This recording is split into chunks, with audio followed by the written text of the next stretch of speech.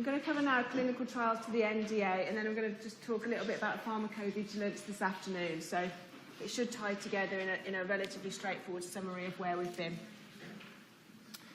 So the founder, so if you're European, people talk about Galenics as a little bit to do with pharmacy, and it's due to the philosopher Claude Galen, who is sort of spoken of being the founding father of pharmacy and clinical trials. So it's pretty much an obvious case about how we check whether things work or not, and it's really to do with whether your trial is flawed. There's a lot of press around releasing trial data, sharing trial data, and it's important that we know what should be shared, what shouldn't, and when data is good quality. So anecdotal evidence of treatment efficacy, it's about remembering better cases where treatment worked, and patients self-select. So, for example, people in this room, if you're ill and you go into hospital, because of your level of knowledge, you're more likely to be recruited to a clinical trial because you've got the mental capacity to understand the information and make an informed decision. Having the brain power to do that probably means that you're doing the best to make yourself better anyway, with things like diet and exercise and all the other surrounding stuff. So you're already a self-selecting group who are likely to have a better prognosis. So we talk a little bit about the selection for clinical trials as well as doctors. If you've been involved with any clinical trials ever, it's quite a lengthy process to get someone to say yes. So you're more likely to put the efforts with the patients you think will say yes, and the patient's most likely to succeed. So again, we try to really make sure that clinical trials are robust, but they're never without flaws. So this is just something about clinical trial design. So when we're doing clinical trials, you need to really think about what clinical trials and investigations people are going to give you the labelling claims. Pharmaceutical companies are always desperate to know what the label claim is. That means what can you write on the label? So is it better, faster than the competitors? So I'm not going to go through the discussions, but again, that's just to reflect on. This is just to tell you the basics about clinical trials and where we are in the map. I talked a little bit about phase 1. So these are the ones that really just justify testing the compound in man. And these ones are really giving you some safety data about the drug to check that it's doing what you think it's doing, to allow you to really check in patients that it's going to do what you want it to do. So this is just a really quick study, if you like, to really understand the chemistry and the pharmacokinetics of the drug and to look for some side effects without really measuring how active the drug is. You increase the number of people participating in studies. As you go through the phases, they get longer, more expensive. And obviously, the investment at each point, once you invested in a phase 3 trial, you really, really want that drug to succeed. After the phase 3 trial, so after you've hopefully demonstrated that your drug is not only safe, it's effective and it treats people, you then have to have a new drug application meeting with the regulatory agency, in this case for FDA, the Americans, which takes your body of evidence to say, right now, we've done all the testing we want to do, this drug is safe, we want you to approve it so we can actually sell it. So you don't make any money until you've got it registered here. So you've got to do all this without getting any money. So if you participate in a trial as a patient, your healthcare is free. This also causes issues. If you think about countries where people pay for their healthcare, if you've got a patient who either has to pay for treatment or gets it free for being part of a trial, that also puts people into a predicament. Again, it puts the patient and the doctors. So that's what we're going to talk about, is going through these trials, getting the drug registered, so you make money, and then the final lecture I'm going to give you is about ongoing surveillance.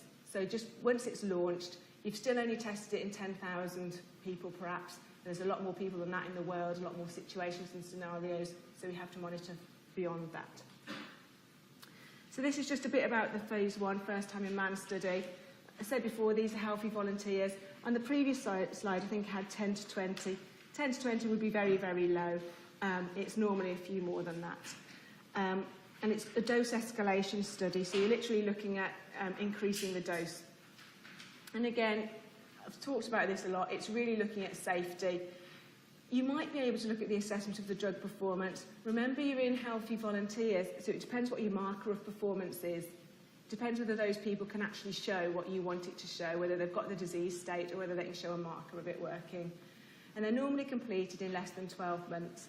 They're not super quick because you generally use the same people to do your dose escalation to take out one variable, so it takes time for them to sort of have the washout period of the drug so you can start again. A lot of drugs are abandoned at this phase, so you've got all the data suggesting it's going to work in humans, but still a lot fail. And so it depends really on which statistics you look at, but it's still quite a big chunk fail, even though you've put all the work in to get it to phase 1. Most small companies sell their drug. That's the point where they sell it. They get it ready for phase 1 and sell it to a big pharma company and say, right, we've done all we can, now we're going to sell it, make their money and reinvest. So that's generally a point where people buy products. Talking about where it goes wrong, because that's where we always learn our mistakes, from mistakes. So this was now 10 years ago. It was a phase 1 study that was conducted in London. And I don't know whether any of you would remember it, but there was really graphic pictures in the press where people were swelling up and there was really horrible consequences. Rather than it being a small chemical drug, which is where we know animal models and all our methods predict, this was a monoclonal antibody which acts by a slightly different mechanism. So some of the effects that were seen were an unpredicted biological action, and a lot of this was to do with not using the right models to test the drug. So we know that animal models predict the behaviour of small chemicals. It's very hard to predict these behaviours. They didn't have the right models to de-risk it. There's loads of procedural problems with medical cover, doctors' experience, unblinding procedures and insurance. So there's loads of changes beyond that. Again, the reason why certain studies are conducted in the UK is always political and comes back to money. In the NHS, you've got a duty of care. So if you're in a clinical trial and it goes wrong, the NHS will pay for your restorative procedures to get you better again, whereas in other places that's not the case.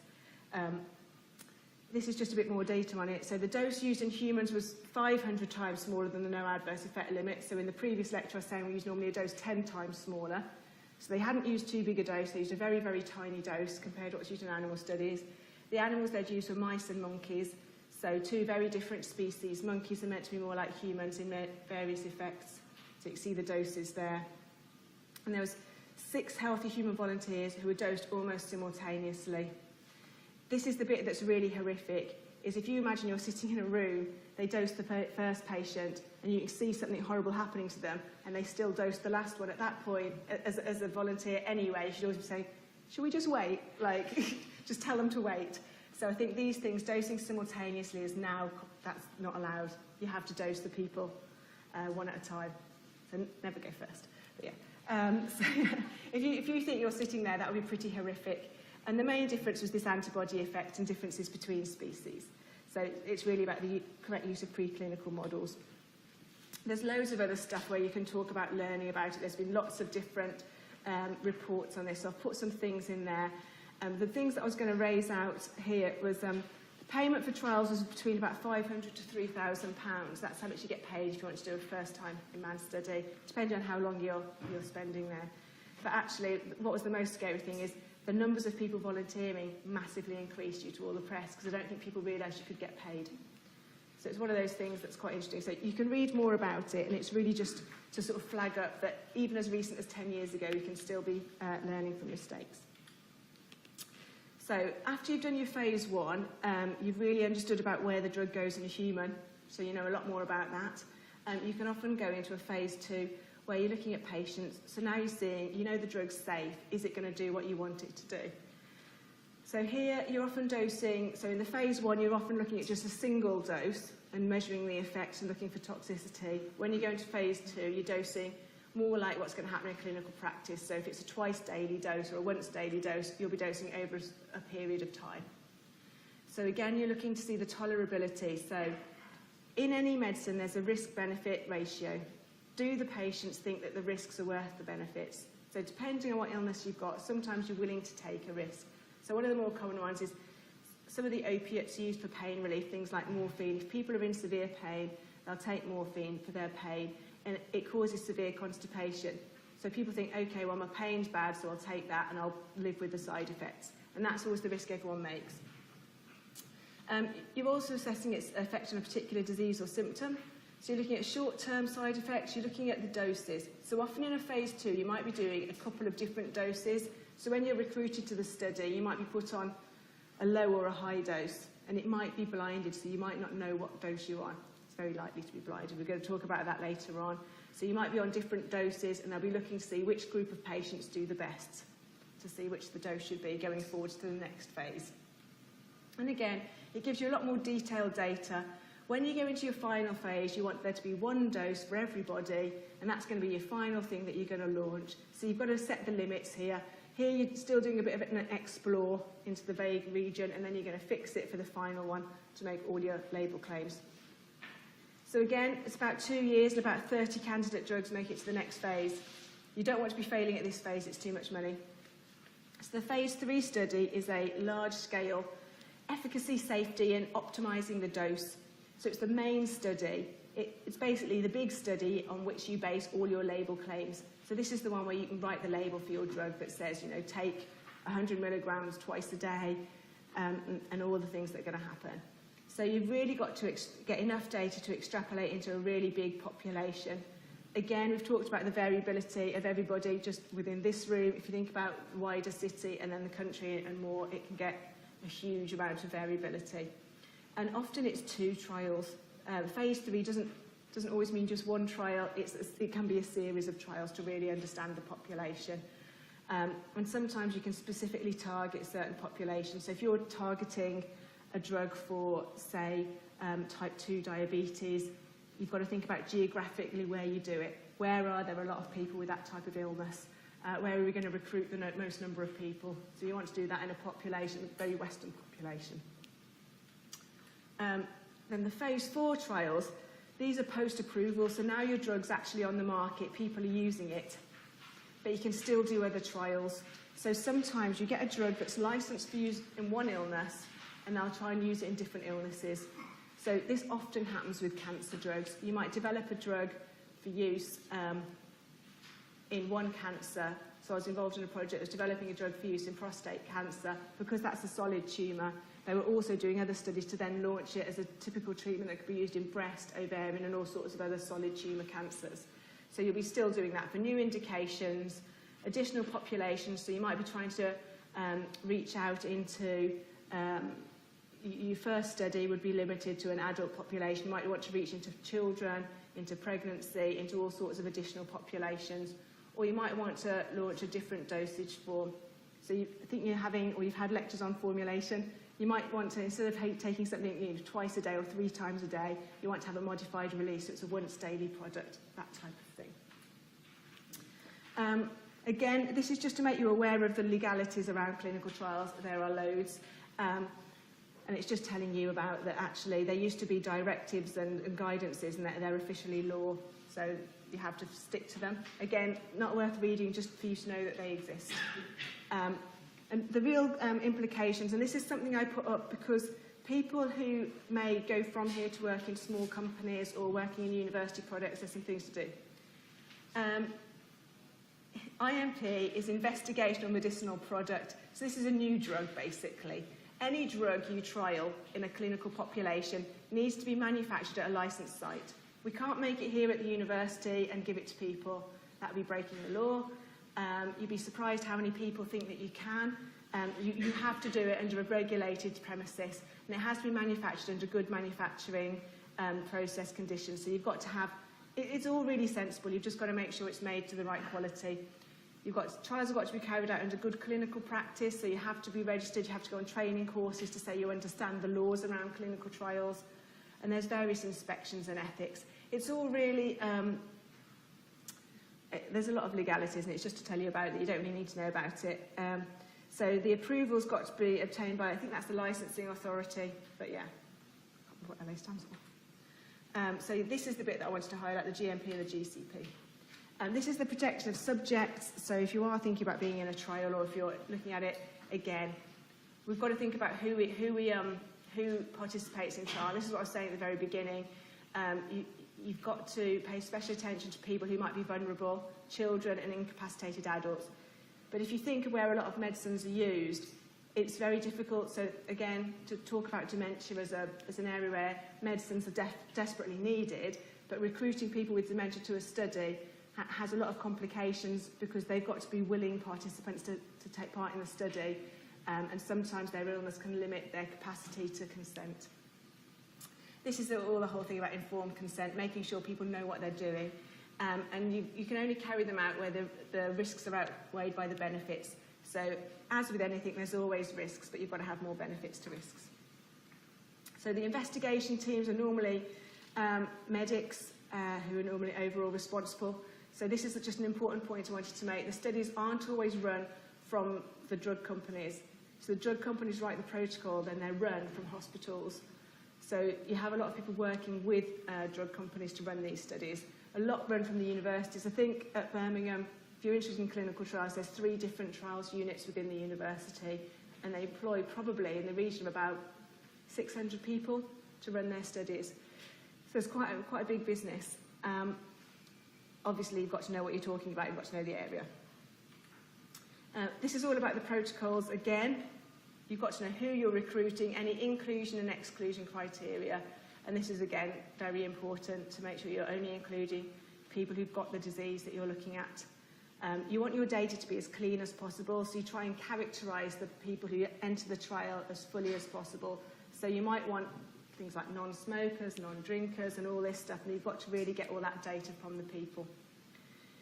Obviously, people have got to know what they're doing when, so how often they're taking a product, when they're getting the drug, when they're coming in. So if you're in a clinical trial, you're going to be monitored. Someone's going to check whether the drug's working, and that might be by part of a clinical inspection, so obviously monitoring your clinical progress, or it might be blood tests and things. And again, measuring outcomes.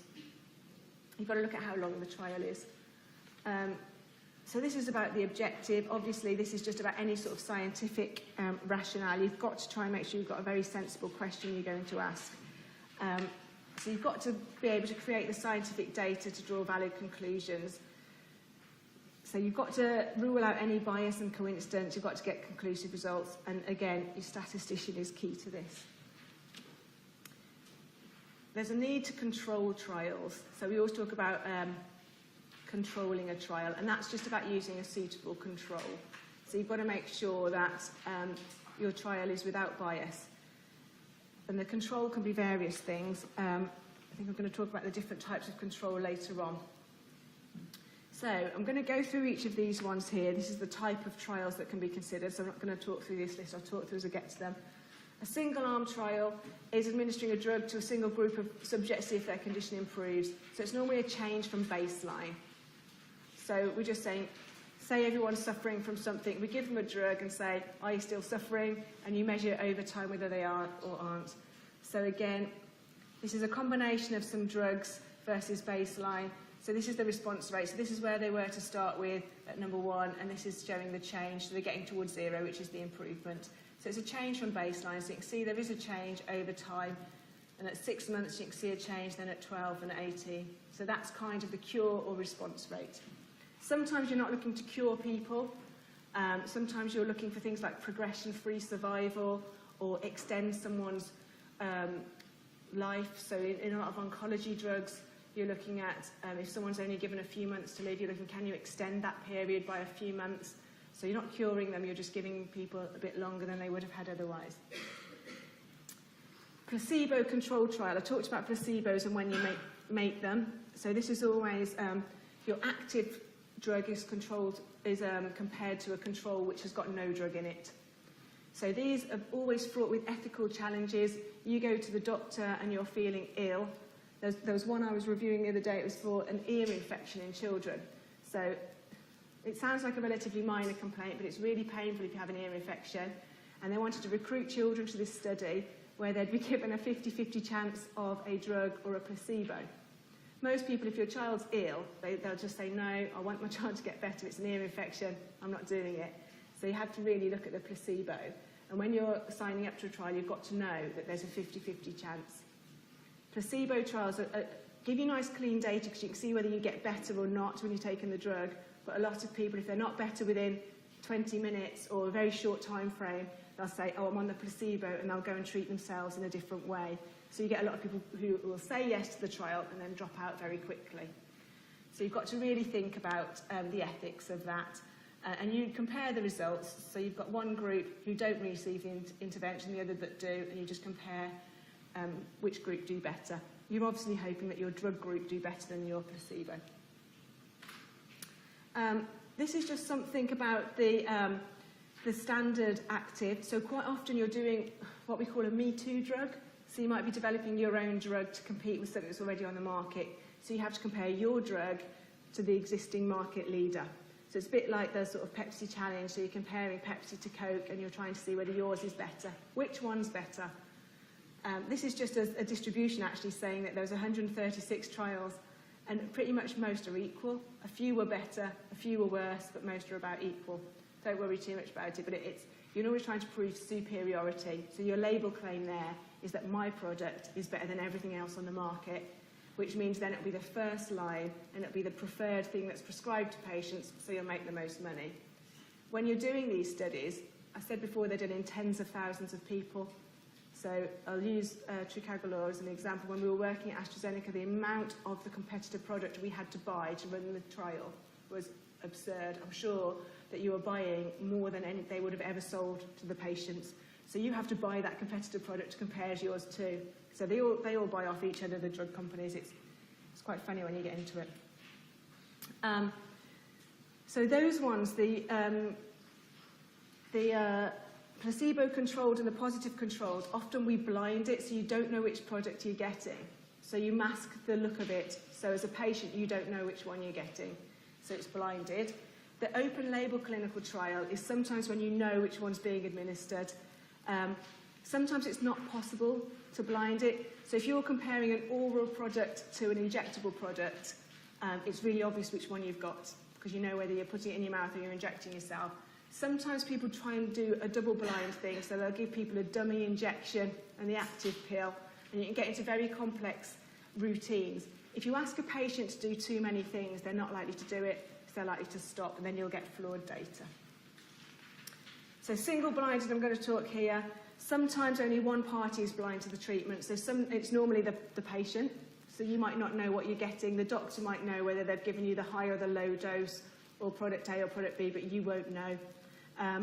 And it's often to do with how easy it is to mask the look of the other product.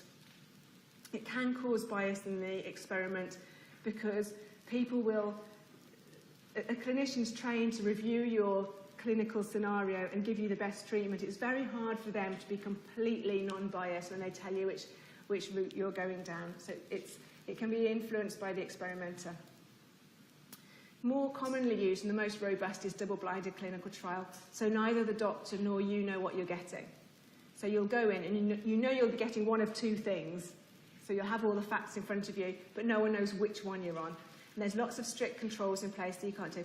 There has to be an unblinding procedure available to a third party. And this is normally because if something happens to you while you're on the trial,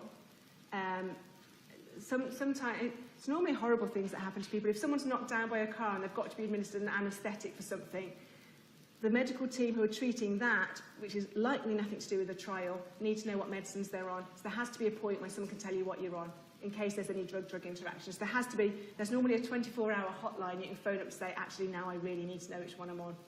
But you're randomly assigned to treatment. Oh, this is the double placebo method that I was kind of talking about. So if you've got a liquid and a tablet, so you can give people, you make them take both a tablet and a liquid. So every patient in the trial gets a tablet and a liquid, and you don't know whether you're in group 1 or group 2, whether the active is in which of the products. So you can do these double-blind techniques. They're not as common because they're very difficult to manage. There's quite a lot of work goes into drug companies to try and stop people doing trials on their product. So people look at making tablets very unusual shapes, so it's hard to do something that looks the same. And particularly for things like rheumatoid arthritis, when it's pre-filled syringes, each one's got its own look. And it's very hard to mask the look of a syringe. So again, you can make it as hard for your competitors to do a study comparing to your drug as possible. The other type of study here is a crossover study. So you'll have the same person will have the two different treatments. So one group of people will start with A, have a washout period, move on to B, and then the other group will start with one and get the other one. And that's just to see whether the order of giving them makes any difference in terms of the disease state. So you can have quite a lot of different trial designs here to work out which is the best. You've also got to look at what your drug is, how easy it is to recruit, and which is the most sensible. And then this is a dose comparison with a control. So sometimes you can do 2 different doses, or a placebo in a dose, or a placebo in 2 doses to see what's going on. Again, it's just a way of using another control. So the choice of control here is really a little bit up to the therapy area you're trying to treat, the patient group, and what you've got available. And this is just, again, the same list as we've really talked to. This is one of these key things that's a real pain. You want to get global sales for your product, but in America they prefer the use of placebos, and in Europe they like the comparators. So in Europe they like you to say that my product's better than this, and in the US they like a placebo. Ethically, you've always got to think about what's best for the patient. If you go to the doctors with a heart complaint, they're not going to take you off all medication just for a trial. So often the only way to go is a comparator study. So again, it's worth just having a look about which one is better and why. This was just something to talk to you about the global market for clinical trials. I don't think people always realise how big a business it is. If you're ever interested in clinical trials for any illness, there's a database of all the clinical trials at clinicaltrials.gov, and it will tell you at any point where the trials are going on. I think I wanted to talk about this just to really show that the biggest population of trials are happening in Europe and America. Again, most drugs are tested on very Western populations, yet the use of these drugs can be all over the world. So it's just, again, to remember where drugs are tested and what that can mean. Oh yeah, that was my quintiles. I did put the advert in. For anyone who wants to take part in trials, if you are ever interested or you want to know what's going on, Quintiles is the leading company in the UK. This is just about blinding. This is the pyramid of evidence where people say what's the best type of study. So randomised controlled trial is normally seen as the gold standard in showing whether evidence works. The phrase evidence-based medicine is massive at the moment, so everything's meant to be evidence-based when you give any treatment, and this is just the different sort of, as you go to here, the evidence is sort of becomes weaker, and this is the pinnacle of the best quality evidence. So that's what I was going to talk about on trials. I'm going to talk now about, once you've got your trials, how you get the product from trials to launch. I'm going to move on with this one, because this is a bit similar to when I was talking about the IND document. It's a different document, it's a slightly different process, but it's effectively the same thing. It's really just the next hurdle. So you're developing the drug all the way along, and there's a few hurdles. The new drug application is just a piece of paper that you submit, and the regulators rubber stamp to say, yes, you've done everything you can. You can now license this product, and it can be available to patients. So this is the process. You go to the FDA in America, and again, in Europe, you can either go to the European Medicines Agency or you can go to the country-specific places. So you can only do it after you've done phase 3 trials. So you can't do it any sooner. You've got to wait for your phase 3 trial to finish, to be written up, to show all the evidence. You've already got all your preclinical data, and the main difference with this is that in the IND, we've talked about a 30-day window. It's normally within 2 years. That is a huge amount of time. You finished your study, and you are now that is just dead money. The patent of the drug is running out, and you're wanting to get it to market as quickly as possible. That time frame can feel like forever, from getting the drug finished to when it's actually on the market. It's also something you have to think about for patients. If you've been treating a group of patients in phase 3 and they're doing really well on your product, you've got to keep supplying that product to those patients. So while you're waiting for your drug to be approved, you've got to be supplying it to them free of charge. So you're losing a lot of money at this point. These are the questions that you've got to be able to answer within that document. Does it provide proven medical benefit? Is the risk-benefit acceptable? Can you manufacture it reliably and reproducibly? There's no point doing a study and then saying, oh, actually, we can't make it. That was one of the big issues that happened with HIV in the early 90s.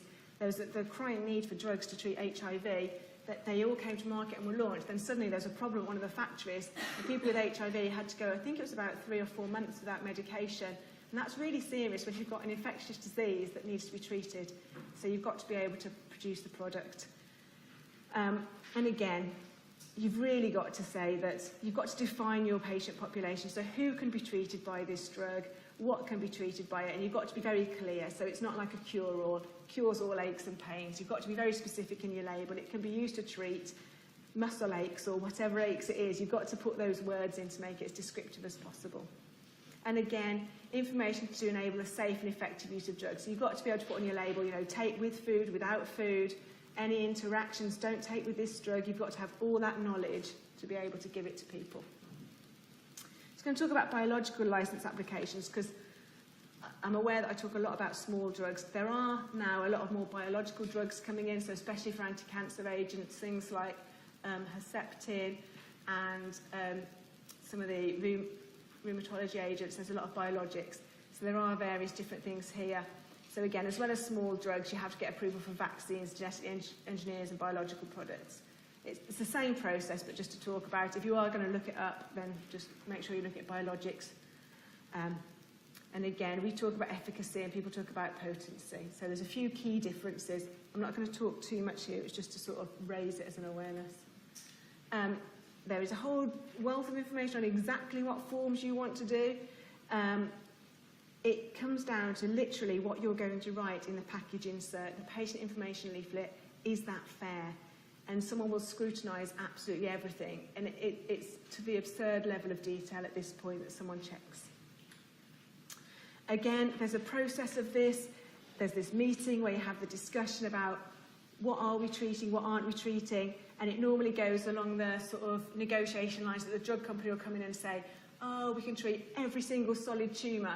And then the regulators go, yeah, but your studies are only done in prostate and ovarian, so I think you can only treat those. And it sort of goes in those types of ways that they'll try and limit your market and you'll try and oversell.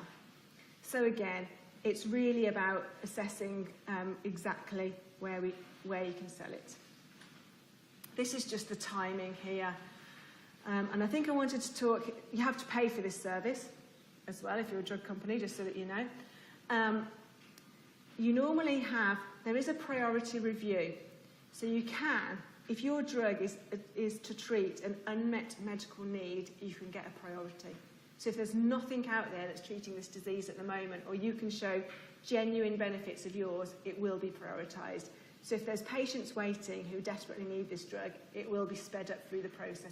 So again, you're trying to make sure you're marketing your drug so it hits those targets. This is all just the timelines. I'm not going to go too much about it. There are, if ever you work it, and inspections are brutal. They really do inspect everything you've got. This is the standard and the priority review. So this is what I was saying before. If you've got something that's really new, or it eliminates, you know, your product has fewer side effects, adverse drug reactions compared to the existing one, or you've got an enhanced patient compliance. If you're going for once a day and your patient's likely to get better, you can go for the priority review. So when you're talking about the formulations work, if you can do a formulation that gets your priority review, you're saving 10 months of sales, which can be huge. When it's a blockbuster drug, you're talking about millions of pounds. Just some more laws to fly up about. Again, I'm not going to really talk about this because I don't think it's particularly essential. It was just to sort of say that it used to be, and I don't know what's going to happen after Brexit, but it used to be you had to go to each European country independently, and now you can go as a whole. I imagine that will stay going forwards. So it's just a sort of, that's what that was saying. There's a lot of work going on about harmonisation. This is the International Committee of Harmonisation. So the Common Technical Document is now trying to harmonise all the information you need for the United States, Europe and Japan. So this was meant to harmonise everything, so you submit one document, goes to all zones, and it was meant to make everyone's life easier. The Americans came back and said, yeah, just put it into the one that we want. So it doesn't always work. So it's just to sort of say that there is a lot of work going on. If ever you work in this area and you're working with, it's just to make you aware, if you're working with companies from the US or Europe, they might ask you for different things, and it's just to be aware of why they're asking for this. I wanted to highlight that it's not as simple as the regulators can say, yes, scientifically your drug is great, we're really happy with it, you've got a licence, you can now sell it. In the UK, well, in England and Wales, once you've got that, you still have yet another hurdle, because you have to go to the National Institute of Clinical Excellence, NICE, who decide whether they are going to be available to the public. And this is where the cost comes in. So the FDA and the regulators tell you on scientific merit, is your drug good enough? So scientifically, they can say yes, and the NICE really look at the cost. Is it value for money, and is it cost effective? And this is where it becomes quite emotive, because you have to work out how much someone's health is worth, how much are we as a society willing to pay for someone's health, and does it differ by disease state or by something else? So this is where it becomes a little bit controversial, and you'll see a lot of press on this. This is one of the examples. So this is an eye drug. So people who have diabetes often suffer from macular degeneration, so it's a slow route to blindness. And one of the ways to get around it was this drug Lucentis, where the drug's injected into the patient's eye, so it's a pretty horrific procedure, but again, this is the whole risk-benefit thing. If you're going to go blind, maybe you'd accept an injection into your eyeball. And it costs £742 per injection. Typically, it affects both eyes, and you need this to happen every 3 months. So it's quite an expensive thing. The clinical trial showed it was really, really good. It doubled the likelihood of gaining vision, and it reduced the chance of losing vision. So it had really positive results, but it was considered too expensive. And there was 50,000 people in the UK with that condition. So you can see how tough it is. Eventually, that decision was overturned. So that was 2011. I can't see the date on this one now. A little bit later, it was overturned. But what they've said now, that it's only for certain patients. So they've limited their population pool, so it's only for the very worst patients. So instead of selling it to that 50,000, you're probably limiting it now to a smaller group. And also, it's provided at a discounted price. So they won't reveal the price. You can probably find it somewhere, but I don't think I did. So again, you can see that NICE have come in. Even though you spent all that money and all those trials, you're then not going to make the money you hoped, because they've limited your population and they've reduced your price.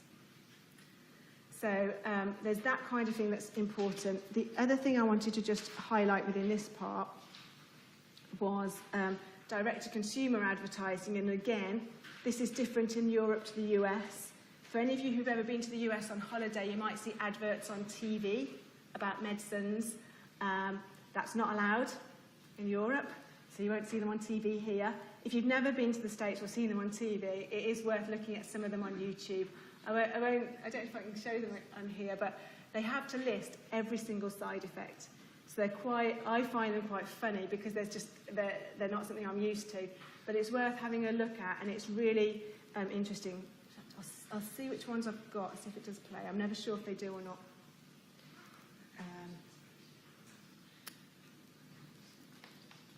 There's a lot of controversy about whether these are allowed. Let's see if I've got sound on this. No. There's no sound on this, but it's just going to tell you all about the things that you can do, and it's like the life with rheumatoid arthritis. So normally someone's hands would be quite stiff and they wouldn't be able to function. And it's just got all these things about people. They can list all their competitors, which we couldn't do, and show people living this life. The ones that are quite, I think to get someone with arthritis to be able to suddenly go out running is quite an achievement. But what I like about them, and it's not going to have the sound on here, so I'm not going to play it full, is they have to say at the end all the different side effects that they'll see. And if you just listen to them, it goes on and on for ages about the side effects. And it's something that's different in the US to the UK. It's worth having a look. I just wanted to put this up as well, just an Amazon link to the Bad Pharma book. I feel like I give you quite a positive side of pharmaceuticals, because I've worked there, and if you go to America and say you work for a pharmaceutical company, it's akin to saying, that you're a hated person. It's really not something you admit to in polite society. You normally make up a different job. In the UK, it's not seen as so bad.